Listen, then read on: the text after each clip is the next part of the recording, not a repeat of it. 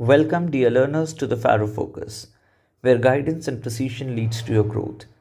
In this NEET Biology lecture series, I am your biology educator and we were studying the chapter Human Reproduction. So students, if we get a recall of the last lecture, we were able to complete the ultrastructure of ovaries, wherein we said that it has three coverings. The outermost is called as the visceral peritoneum. The middle one was the germinal epithelium, which was made up of simple cuboidal epithelium. And then the innermost was a dense irregular white fibrous connective tissue layer called as what your tunica albuginea. All the tissue that we studied was enclosed inside the ovary was called as ovarian stroma, and the peripheral portion of the stroma was called as cortex, which contained various developing follicles. The deeper part was called as the ovarian medulla, wherein you found all the blood supply that enters or exits the ovaries is present, along with the nerve supply and lymph supply to the ovaries. Today's lecture in particular, students, will deal with studying the accessory reproductive organs in female reproductive system. So let's begin learning. So accessory reproductive organs in female reproductive system. बच्चों, अगर आप थोड़ा सा ध्यान दें तो आपने पढ़ा था कि फीमेल रिप्रोडक्टिव सिस्टम के अंदर तीन तरीके के एक्सेसरी रिप्रोडक्टिव ऑर्गन्स आपको देखने को मिलते हैं. Okay, what were those? The accessory ducts, the accessory glands and the external genitalia. अभी हम सबसे पहले देखेंगे फीमेल के रिप्रोडक्टिव सिस्टम के अंदर कौन कौन सी एक्सेसरी डक्ट्स हैं. यहाँ पर एक बेसिक लेआउट मैंने फीमेल रिप्रोडक्टिव सिस्टम का स्कीमेटिक डायग्राम यहाँ पर बना लिया है, which we will utilize to identify what are the kinds of accessory ducts that are found in the female reproductive system. सबसे पहले अगर आप यहाँ पर देखते हैं, हम पहले इसमें लेबल कर देते हैं where are the primary reproductive organs. Primary reproductive organs क्या होती है बच्चों? ओवरीज. तो यहाँ पर हमारे ओवरी दिखाई पड़ रही है, and each ovary you know is present on what? Either side of the lower abdomen. ठीक है, यूट्रस के दोनों तरफ आप देखोगे एक एक ओवरीज आपको वहाँ पर देखने को मिलेगी. ये ओवरीज क्योंकि ओवा भी बनाती है, फीमेल सेक्स हार्मोन्स भी बनाती है, these are primary sex organ. अब यहाँ से ओवुलेशन के वक्त सेकेंडरी oocyte रिलीज होता है, वही सेकेंडरी oocyte को कैप्चर करती है फैलोपियन ट्यूब्स. तो फैलोपियन ट्यूब्स जो होती है उनकी एजेस पर अगर आप देखते हो तो आपको देखने को मिलती है कुछ फिंगर लाइक प्रोजेक्शंस, जिन्हें हम बोलते हैं फिम्ब्री है.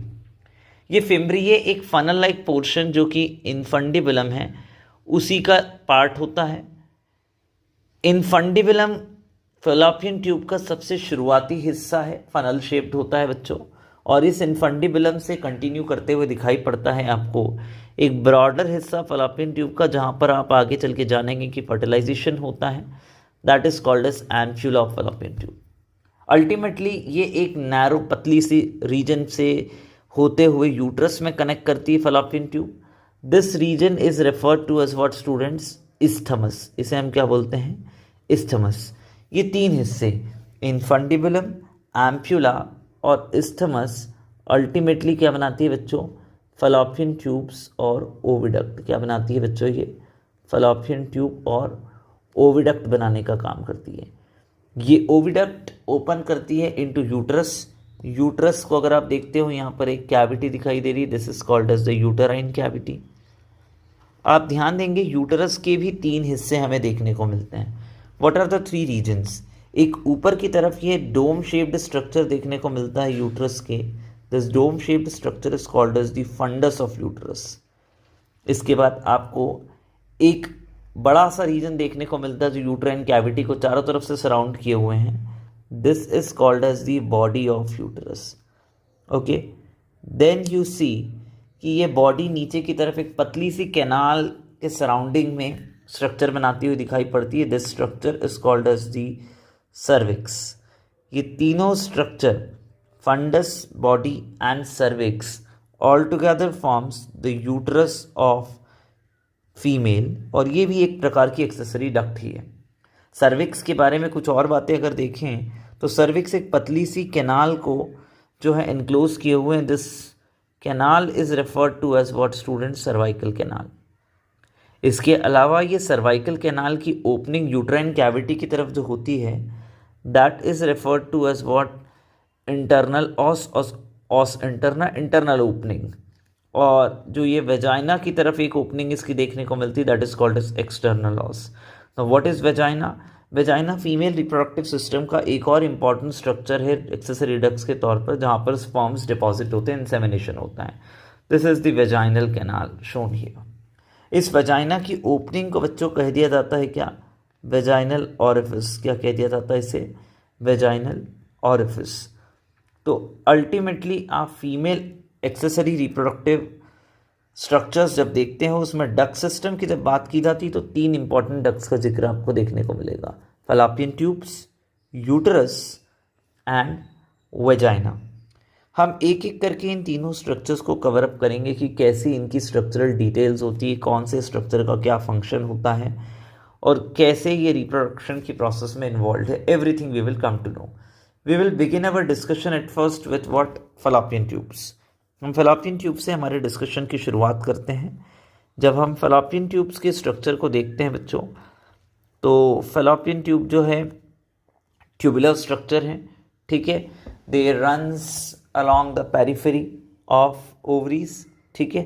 तो 10 to 12 सेंटीमीटर लॉन्ग ट्यूब्स हैं ये, विच runs along the periphery of ovaries, which runs along the periphery of ovaries और ultimately connect कर जाती है किसमें? into uterus, which ultimately connect into uterus, which ultimately connects to uterus। अगर हम इसका एक बेसिक स्ट्रक्चर बनाने की कोशिश करें बच्चों, कैसा वो स्ट्रक्चर होगा थोड़ा ध्यान से देखने की कोशिश करेंगे। फैलोपियन ट्यूब के स्ट्रक्चर को हम बनाएंगे बच्चों, तो सबसे बाहर की तरफ आपको देखने को मिलता है क्या? सिरोसा, सिंपल स्क्वामस एपिथेलियम का ही बना होता है। So this is the serosa that I have try to make. फिर आप देखोगे ये ट्यूब है, तो सिरोसा हम थोड़ा सा, okay. Now you see, serosa के नीचे की तरफ आपको देखने को मिलती है क्या? एक मस्कुलर लेयर देखने को मिलती है, that is called as muscularis. So ये हम लोग बना देते हैं क्या बच्चों? This is muscularis. ये हो गई मस्क्यूलरिस। और थोड़ा सा स्ट्रक्चर में गड़बड़ी आई है, लेट इज,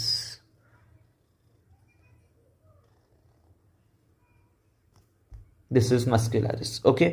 इसके अलावा आप देखोगे सबसे अंदर की तरफ आपको देखने को मिलती है mucosa.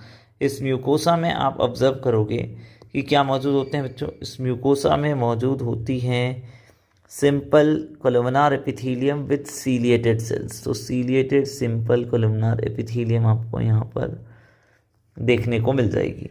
So this is ciliated simple columnar epithelium, ठीक। हम यहाँ सीलिया भी बना देते हैं सो दैट विजुअलाइजेशन हमारे लिए आसान हो, ठीक। Please see this are the word cilia, तो हम यहाँ पर बनाने की कोशिश कर रहे हैं। These are the cilia. ये इसकी हिस्टोलॉजी हमने कवर अप कर ली। What did we cover here students? We covered the histology of fallopian tube right with this particular structure, ठीक। ये सीलिया बन गया। आप देखोगे ये जो फैलोपियन ट्यूब का एक हिस्सा है वो यूट्रस से कनेक्ट होता है बच्चों, और दूसरा हिस्सा जो होता है वो किससे कनेक्ट होता है? दूसरा हिस्सा ओपन होता है, उसमें ओपनिंग आप देख सकते हो, that opening is particularly meant for what? Capturing of ओवा। तो यहाँ पर हम बना लेते हैं स्ट्रक्चर को भी। ये ओस्टियम है जहाँ से पर्टिकुलरली जो है oocyte कैप्चर होगा, एंड दीज आर दी फिम्ब्रियम। ये पर्टिकुलरली जो है ये ओवम को या सेकेंडरी oocyte को कैप्चर करने का काम करती है। सो 3 रीजन्स भी आपको फैलोपियन ट्यूब में हम बताएंगे। Let us first label the histological features that we learned. So पहला हिस्टोलॉजिकल फीचर जो हमें देखने को मिलता है वो क्या है? आउटर मोस्ट, अगर हम देखें आउटर मोस्ट, आप देख सकते हो serosa, then the middle layer is muscularis, और सबसे इनर मोस्ट है mucosa. So these three structures that we need to focus on. Is that clear to you students? चलिए अभी हम एक एक करके इनको लेबल कर लेते हैं. हम यहाँ लिख लेते हैं दिस इज व्हाट सिरोसा. इसके अलावा आपको देखने को मिली क्या बच्चों? मस्कुलरिस, स्मूथ मसल्स की बनी हुई है. ठीक, स्मूथ मसल्स यहाँ पर है. सिंपल लेबलिंग भी कर देते हैं.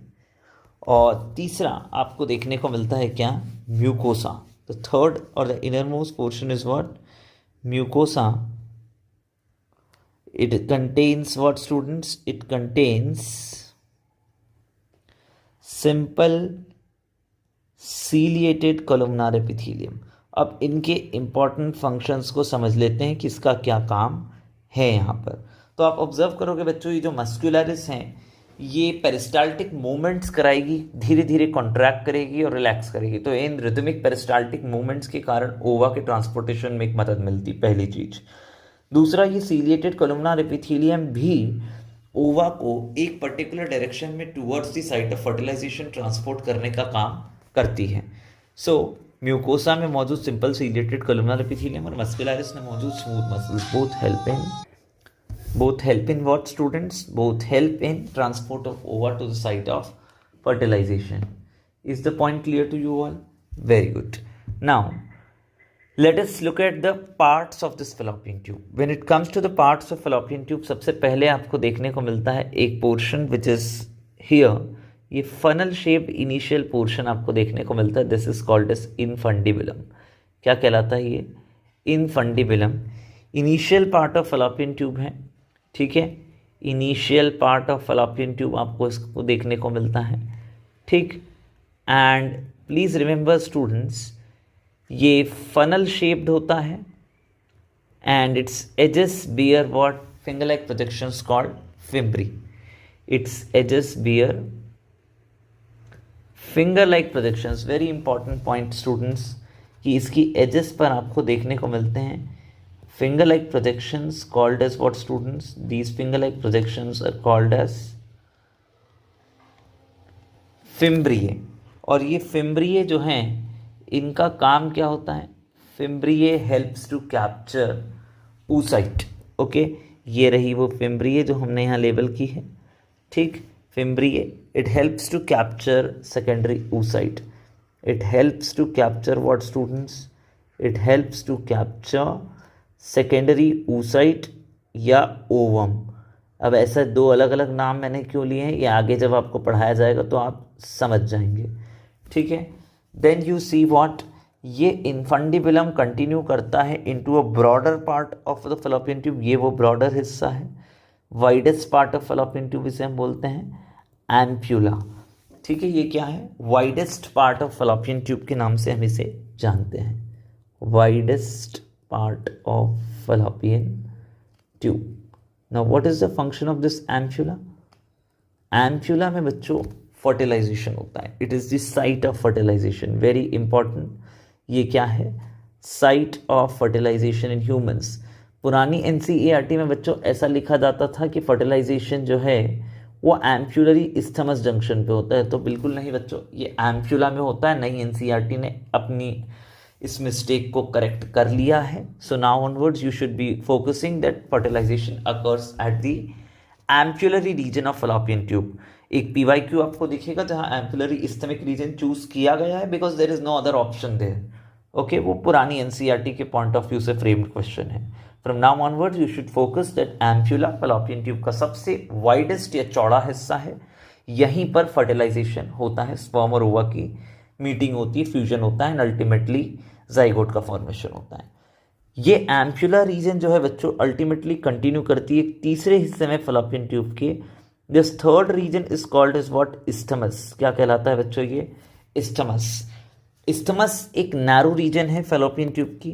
ठीक है, नैरो रीजन है fallopian ट्यूब की और कनेक्ट करती है किसमें? ये ओपन्स इनटू यूटरस. यूटरस में ओपन होती है. और याद रखिए, as zygote passes through it, cleavage division starts in it. Cleavage क्या होते हैं? शुरुआती माइटोटिक डिविजन्स होंगे जो जाइगोट में होते हैं। तो हम यहाँ पर नोट क्या कर सकते हैं?